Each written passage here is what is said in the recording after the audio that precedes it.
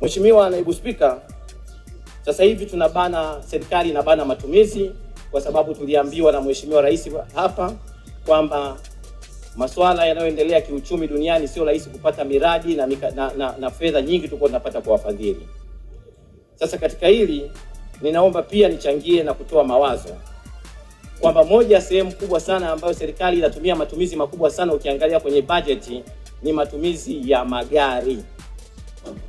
Mheshimiwa Naibu Spika, mimi ninatoa rai kwamba sasa hivi imefika wakati maalum ambapo serikali ianze kuangalia aina ya magari inayotumika na kazi anazofanya mtumishi.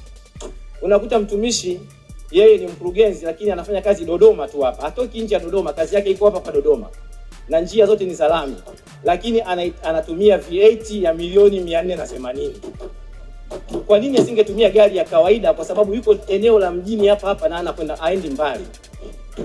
Serikali inatumia V8 ya magari Land Cruiser zaidi ya 400 na kitu, ambayo wengine hata hawakupaswa kuyatumia hayo. Lakini mwisho sasa hivi nakumbusha hata hawa ambao wanayatumia magari kwamba sasa hivi tuna tatizo la mafuta. Mheshimiwa Naibu Spika, utakuta sasa hivi bado madereva wetu wanakaa na haya magari asubuhi mpaka jioni wanatusubiri yako yanaunguruma tu, yanakula mafuta tu pale nje. Sasa unajiuliza haya mafuta wanajua yananunuliwa kwa dola. Lakini ni gharama ya serikali. Mtu anamsubiri bosi wake anaungurumisha gari aliendikuza asubuhi kuanzia saa 2 mpaka saa 7 mchana linaunguruma eti lisipate joto.